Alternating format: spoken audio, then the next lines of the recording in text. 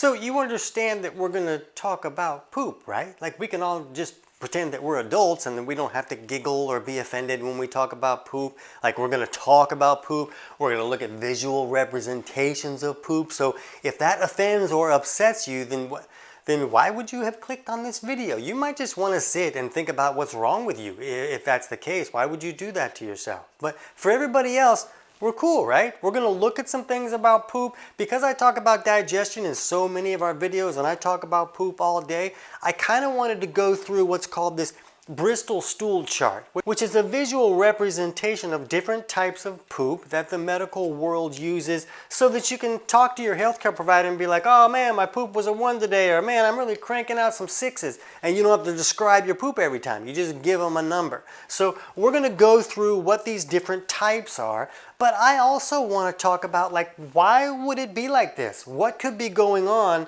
that would make a poop look different than a different poop? If you're comparing poop with your friends, you really want to know who has the better poop. We want to look at the ideal situations and kind of dig into what could be going wrong with some of these poops and steps you could take to improve those situations. Let's jump in.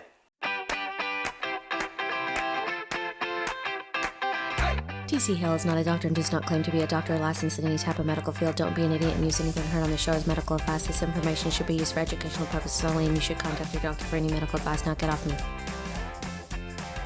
Now in life, there's two types of people. There's stargazers and there's stool gazers. And the stool gazers fare better. You really want to look at your poop to get some insights into what's going on with your digestion. How is your body operating? Now, I'm not a poop doctor. I'm not a doctor of any kind for that matter. So I'm not giving anybody medical advice here. I just want to dig a little bit deeper than you would find on the internet when you're looking through this Bristol stool chart. And I want to go over what they kind of tell you what these things mean. And I'm probably not going to agree with everything that they say. Let's not be silly about it. But I just want to dig a little bit deeper and give you insights into what some of these things can mean.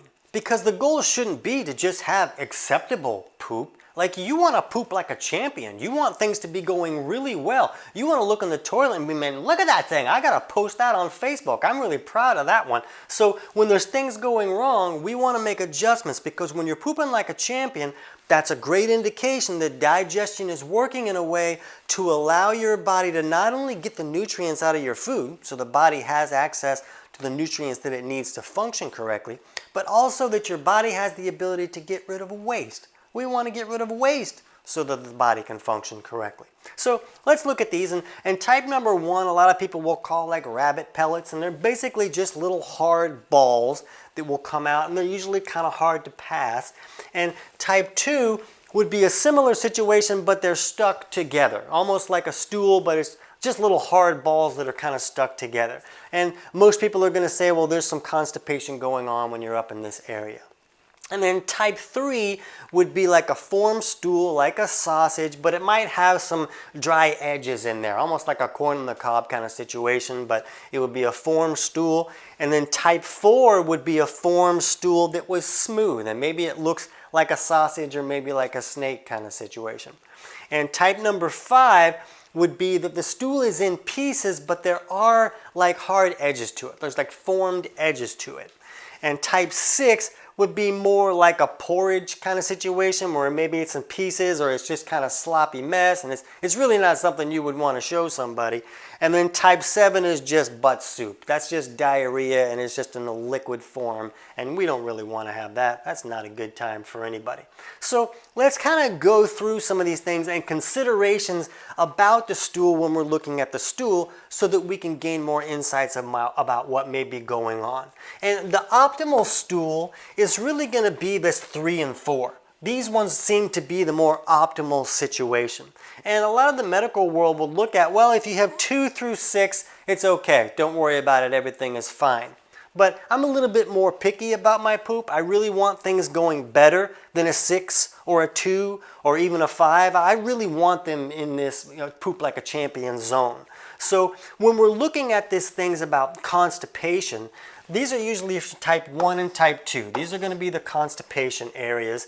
And if we look at this paper on constipation, we see mild dehydration, a risk factor for constipation. And I'll put a link to these studies and other studies that I kind of mentioned in this video here below in the description.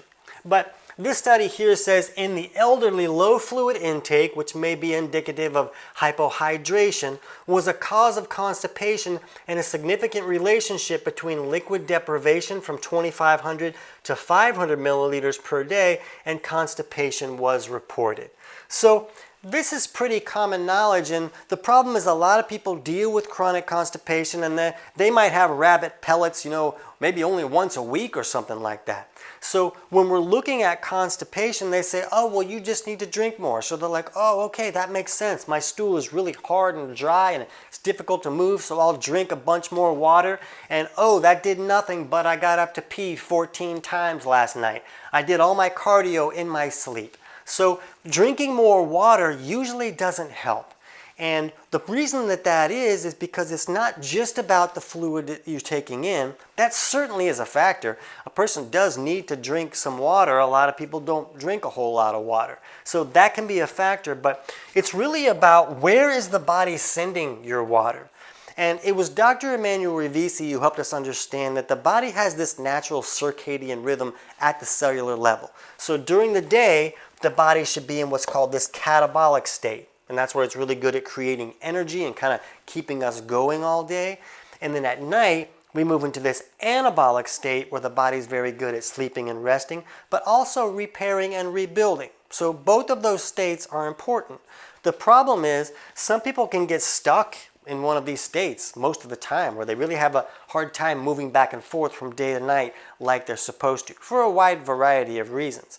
And this can create a wide variety of health issues. There's a lot of different symptoms that can show up if somebody's really stuck in this anabolic state or really stuck in this catabolic state. But what's interesting when it comes to the poop is that if someone's really stuck in this catabolic state, the body will send most of the water to the bowels and not very much to the kidneys. And when someone's really stuck in this anabolic state, the body sends most of the water to the kidneys and not enough to the bowels. And when there's not enough water going to the bowels, it gets hard and dry and difficult to move, and then we have some rabbit pellets like up here. So that's why we see so often that somebody will, oh, I'm going to drink more water, but they don't improve their constipation at all. It can be about where is the body sending the water. Another factor that when we're looking at this constipation issue is we have to understand that it's not always the same cause from person to person. Just about any symptom can have 3, 4, maybe even 5 different possible underlying causes. So instead of just looking at a symptom like constipation to figure out what step is going to be appropriate, we need to look at the person and their body chemistry and what's going on with them. But when we're looking at this digestive process and why would things move slower through here? Why do I have this slow motility? Oh man, I got labeled with slow motility, so I must just be broken. That's my personality, is slow motility. But the reality is that there's usually things going wrong, and that's why it's moving slow. So to go through these other types of poop, we first need to understand that when we eat food, the stomach should make hydrochloric acid, or HCl. And that's meant to help us acidify that food so we can start the breakdown process so we can access nutrients from that food. And then once the food is acidified, it leaves the stomach and comes down here into the duodenum, and that triggers the gallbladder to squirt this alkaline bile down to help neutralize those acids. And the bile also helps us emulsify or break down our dietary fats. So that's very important to break down those dietary fats. Shut up, phone, I'm talking about poop. Because we want those fats to be broken down so that we can access fat-soluble vitamins like A, E, D, and K. That's kind of a big deal, right? And when this acidic product comes into the duodenum and triggers the gallbladder to squirt this bile down, it also triggers this pancreas to squirt like bicarb out, which also helps us neutralize the acids that come from the stomach, as well as enzymes that are needed to really break the food down correctly. So there's a lot of things that happen up here before it even comes down into the small intestine and works its way through here, where we're really assimilating all those nutrients, and then goes into the large intestine where we formate the poop, and then it comes out the back door. Yay! So when things are going wrong, there's going to be trouble. So another thing that can cause constipation is a lack of stomach acid. It's very common for someone not to be making stomach acid for a wide variety of reasons. Millions of people turn off their stomach acid daily on purpose. But this stool will kind of move through this system at a pace according to its acidity level. So if there's not enough stomach acid there, that stool is going to be more alkaline. And then it's going to move through here slower, and then it's going to get more dry, more hard, and more difficult to pass. Now, if someone does have enough stomach acid, but they don't have bile flowing correctly, it's very common for the bile to become too thick and sticky in this gallbladder to flow correctly, and then it won't come down to help neutralize the acids that are leaving the stomach, and then some of these other things like the bicarb and such might not get triggered either when everything is not working correctly. And then this acidic product continues to move through the intestinal tract. Well, guess what that acid is made to do? It's made to help us break down protein. That's also what the lining of your intestinal tract is made of, protein. So the body doesn't want to be digesting the intestinal lining. So it'll bring all the water that it can to the bowels and then rush it out the back door, and then it comes shooting off the toilet like a rocket with this crazy diarrhea because the body's trying to protect the intestinal lining. So that's one possible cause of some of these stools we're going to talk about where things get too loose. But when we're looking at these different types of stools, it's important to understand that if somebody has a really hard stool like this, there are things going wrong. Whether it's, water going to the wrong place, someone not drinking enough water, or maybe there isn't enough stomach acid.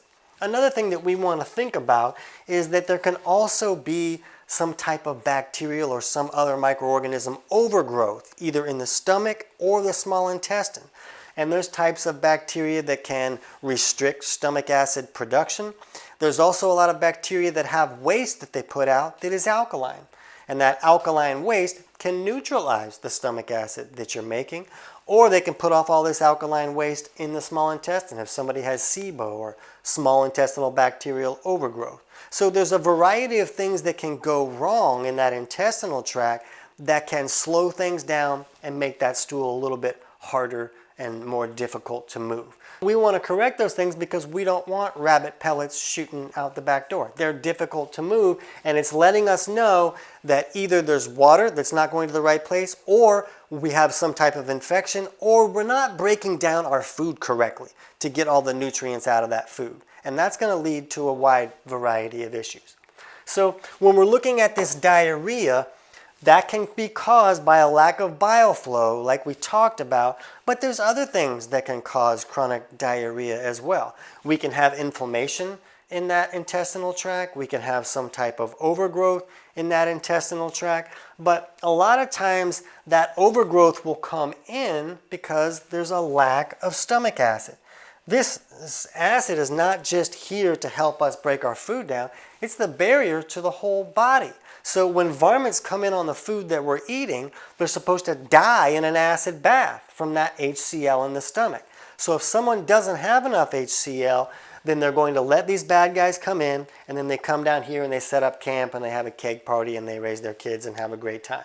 So they can create a lot of different reasons to have inflammation or the body wanting to rush things out the back door. When you get food poisoning, we know that, some bad guy came in, and it makes sense that we have diarrhea because the body's just trying to get it out of the system. But a lot of people have an overgrowth or some type of infection going on all the time. It doesn't have to be a food poisoning issue. I had an issue like that was creating a lot of trouble for me. So there's a lot of things that can go on in here that will make a stool move too quickly, but none of them are really great, and all of them are restricting your ability to get nutrients out of your food. If everything is screaming through the system, how is it going to have time to really be assimilated and pull those nutrients into the body like they're supposed to be? It doesn't. So when stool's moving too fast, we really want to figure out what's going wrong. And keep in mind that catabolic imbalance that we talked about before, that's another possibility that can create diarrhea because the body's just sending too much water to the bowels and not enough to the kidneys. So we need to look at what's going on to figure out what's right for us. We can't just look at this symptom of diarrhea and think that there's going to be one solution for that. The solution is going to be different for every person. There's going to be work involved in figuring this stuff out. So if this is all new to you and you haven't heard me talk about this 300 times, then my book, Kick Your Fat in the Nuts, chapters 3 and 4, kind of walk you through figuring out which aspects of digestion are not working great and steps you can take to improve those. And the book is available on Amazon, but I'll put a link in the description below so you can get the whole thing totally for free, and then you can just jump to chapter 3 and 4 and make a little bit more sense of some of these things. Now, let's go back into some more things to kind of think about when we're looking at the stool.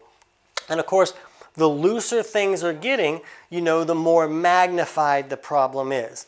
The harder the stool is getting, whatever's causing it to be that way, more magnified that problem is. So if we can correct things a little bit, if we're butt soup down here and we correct things a little bit, then we're like, oh man, I had porridge today. That was way better than the soup action. And then all of a sudden I start to get some formations. You know that you're moving in the right direction and you're really correcting the things that have been going wrong. So when we look at like size and frequency, it's amazing when you look in the medical world, they'll tell you that somebody is going to have a bowel movement between 1 to 3 times per day or once every 3 days. And that's okay. That's pretty normal. And I say, nah, we really want the bowels moving every day. If you're not pooping for 3 days, things are going wrong. And it usually has to do with either this lack of an ability to acidify that food or your water going to the wrong place or some type of overgrowth slowing things down. But, it might be normal, and normal is what common means, but common is not the same as normal. We don't want that happening. We want to have a bowel movement every day. More than 3 per day is an indication that things are moving a little bit too quickly, probably in most cases. And I like to see them slow down a little bit, especially if a person is showing other signs of nutrient deficiencies. Maybe their blood pressure is really low, or maybe they're having symptoms that come from really an inability to bring nutrients into the body. If that's the case and someone's stool is moving fast, I want to take steps to slow it down so the body has more time to assimilate the nutrients from that food. The size of your stool can vary according to some things. Do you have the ability to digest food, or is it going in and it's still kind of in its normal food state and it's coming out really large? It could depend on the amount of fiber that you're consuming or even supplementing with too. And then we want to look at Steatorrhea. And let's look at this study here. This paper here on Steatorrhea says the definition of Steatorrhea is an increase in fat excretion in the stools. Steatorrhea is one of the clinical features of fat malabsorption and noted in many conditions such as exocrine pancreatic insufficiency, celiac disease, and tropical sprue. An increase in the fat content of stools results in the production of pale, large volume, loose stools. So when we're looking at this Steatorrhea issues, a lot of times you're going to see it to where, oh man, it left like a skid mark on the toilet, kind of a thing. And that's usually happening because there's fats that didn't get broken down properly. And a lot of times you're like, oh, what do I do if I have this issue? And they'll tell you, oh, you want to go on a low-fat diet. You're not processing those fats, so you want to reduce your fats. But remember what we talked about earlier, we need bile flowing correctly to be able to emulsify those fats. And it's really common for someone not to have their bile flowing correctly. So having a loose stool or seeing that skid marks on the toilet, or if the stool is light colored, those are all signs that bile is not flowing correctly. And we'll put a link in the description below this video for our video on 5 steps to improve bile flow. I'm not going to cover all those things. This could be a 17-hour video. I really can talk about poop quite a bit, but I'll just point you to some other topics. If you need to dig deeper into that particular topic, you can just go in the description and go to those videos where we dig deeper into that. But this is usually an issue that we feel has to do with a lack of bile flow. Maybe their bile became so thick and sticky that it started to concentrate into stones, and then they had a gallbladder attack and they had their gallbladder removed. So if that's the case with you, that affects the digestive process. I know that they're going to tell you that it doesn't, but when there's not that bolus of bile there to come down and neutralize the acids and emulsify our dietary fats, it can change the way that the body's digesting food. So if you've had your gallbladder removed, we'll put a link in the description for our video on 6 steps if you've lost your gallbladder. And that can be helpful. But when we see people improve their bile flow, then all of a sudden this particular issue can see a lot of improvement.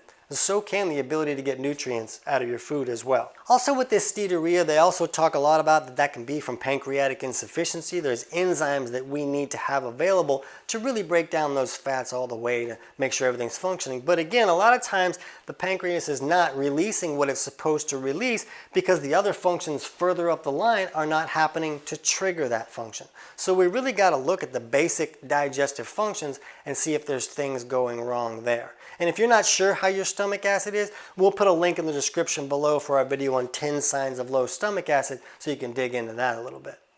Mucus in the stool is another thing to think about, and mucus is a normal part of the digestive tract. It's there to kind of protect that intestinal lining, but when there's excessive mucus, that's usually a sign of some type of inflammation issue.